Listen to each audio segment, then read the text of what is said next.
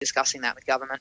That's Victorian Farmers Federation President Emma Germano speaking there with Eden Hennanen. It's 12:20 on the Country Hour. Let's talk water now on the program, because an oil and gas lobbyist will become the next boss of the Murray-Darling Basin Authority, with the coalition making the appointment days ahead of an election being called. Andrew McConville has been the chief executive at the Australian Petroleum Production and Exploration Association for the past 3 years, and from mid-June he will head up the MDBA at a pretty crucial time for water policy and the operation of the Murray-Darling system. Kath Sullivan asked Water Minister Keith Pitt why Mr McConville was the best person for the job. Well, he's got 30 years plus experience to start with, working in very contested spaces. And secondly, because he's an ag guy that was in a resources role. He's actually got a Masters of Science, Ag Economics from Oxford. He's got a Bachelor of Ag Economics with honours from UNE. And he's been around for a long time.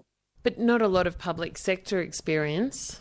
Well, what we want inside the MDBA is someone who can go out and talk to those individuals in what we know is difficult discussions.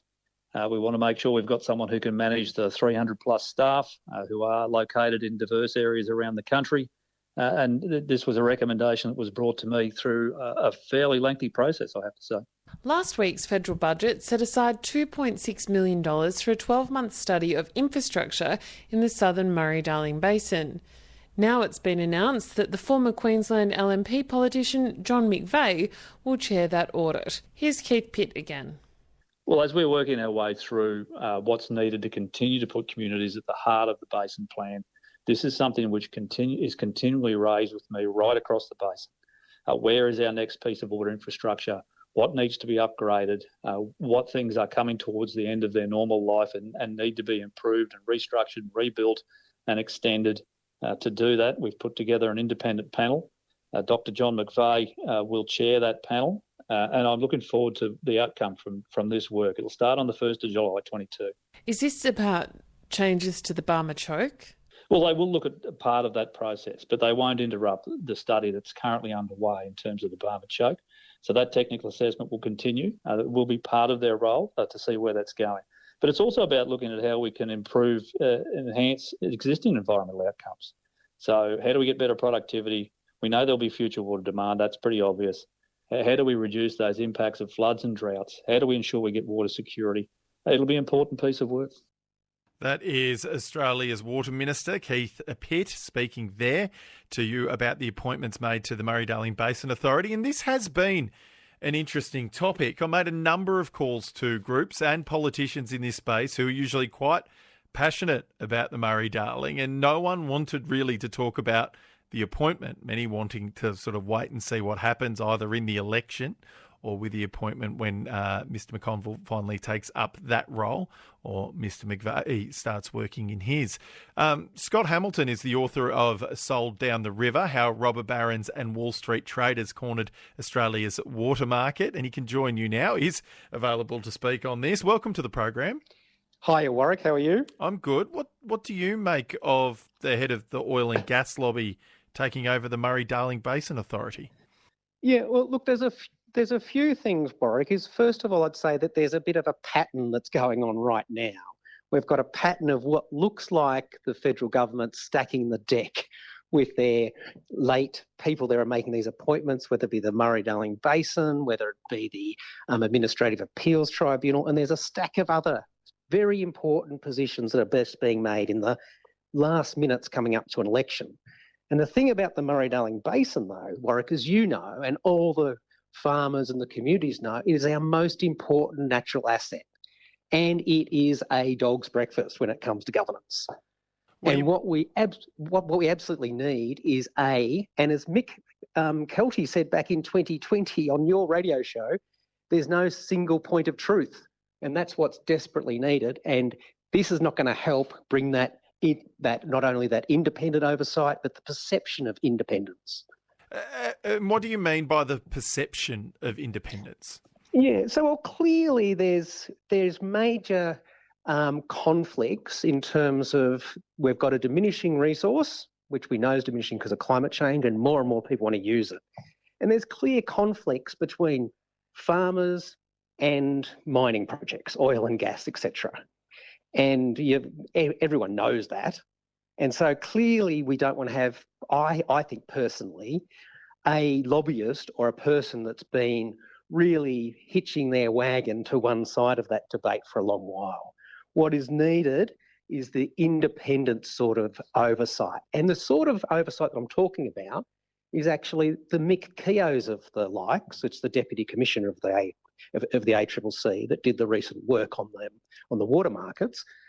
And whilst Stuart Kells and myself don't agree with everything of their findings, he was by far the best fresh air and independent, good, hard look at what needs to happen to the water markets in the Murray-Darling Basin. And he was damning, frankly. I was gobsmacked by just the sorts of damning findings that he had. And they actually dropped on the desk of the Treasurer, Josh Frydenberg, back in February last year. And I'm really disappointed that no one else wants to talk about this, because I'm still really worried that our market's not operating in an effective way. We've had report after report that said that, and no one wants to do anything. We're lucky we're having rains, because it's taking a bit of the pressure off the pollies, I think. But still, it will be a drought at some point in time coming soon, and we need to get it fixed. And this is not going to help, is my view. And I'll get to that in just a moment. But before we get there, the idea of an appointment being made in the last days of the government before an election, it has been said to me by some people in the industry that that may be a good thing, because if there is a change of government, you have somebody who's probably been appointed by the coalition and has similar views there, dealing with a minister who might have strong views from a Labor side of politics, and effectively you might end up with a middle-of-the-road solution and something that fits more sides of the Murray-Darling debate. Can you see that argument playing out at all? Look, I think that fundamentally we're about to enter caretaker mode in any day now. So you should not be making, within the spirit of that, like whether a Prime Minister called the election on Sunday or he's going to do it on Thursday, the spirit is that as you're about to go into caretaker mode, you should not be making substantial decisions like this. We're certainly without at least talking across the aisle, across the divide, to the other party to say, what do you think about this? And in the Murray-Darling Basin, what do the other states, what do the other water ministers think about this? I'd be really keen to know what they think. Now, everyone's playing at coy because no one wants to talk about this in the election campaign, but I think it absolutely should be, because it's about the integrity of our institutions and our systems. And then further to that, another announcement, many other announcements have actually been made in terms of appointments to various parts of the Murray-Darling Basin. Another one that raised eyebrows was the appointment of the former member for Groom, which is a Queensland electorate just to the west of Brisbane, being appointed to look at constraints through the southern Murray-Darling, particularly the Murray River. What do you make of that appointment? Is that fair? Yeah, look, I actually don't have a direct line of sight on that one because I'm sort of a bit removed in this sort of part of the basin. But I will say this, that because it's such a contested space, and I think in our book we actually quote Malcolm Turnbull to saying, well, the only way to get politics out of the Murray-Darling Basin is to get people out. Well, that is true. But you can do things like both.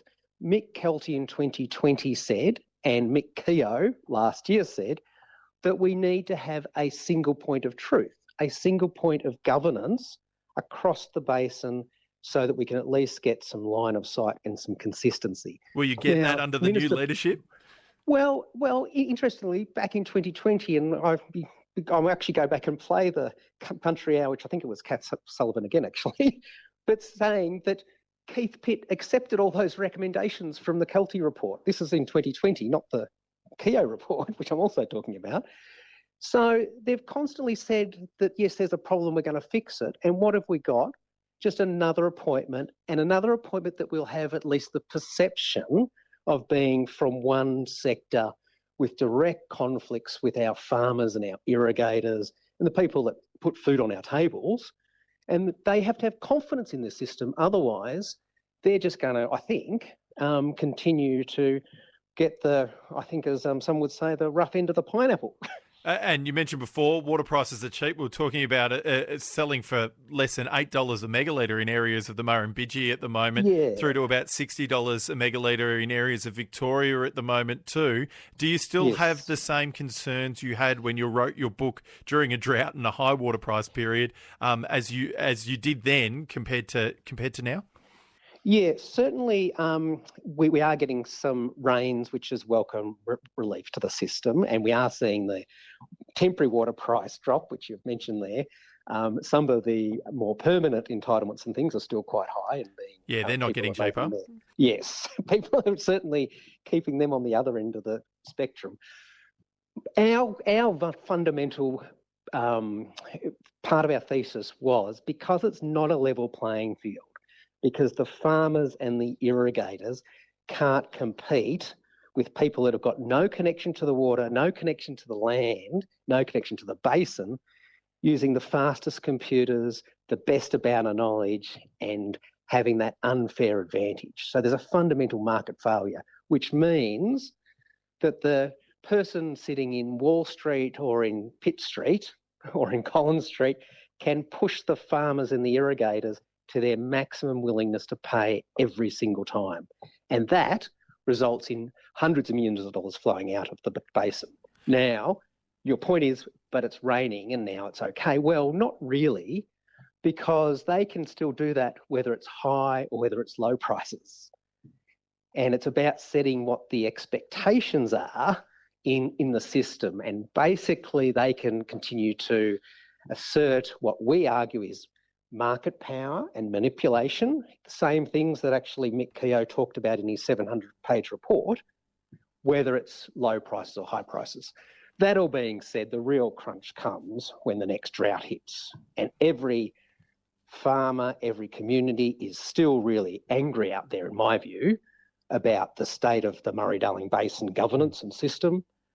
And we're going to hit a drought. There's nothing surer sometime soon, and we should be using this time now to fix it, not make it more politicised by doing this. Scott Hamilton, thanks for your time. No worries. Thanks very much, Warwick. That's Scott Hamilton, author of the book Sold Down the River, or co-author of that book, speaking to you about, the appointments in the Murray-Darling, a couple of appointments that have raised eyebrows in recent days. You're listening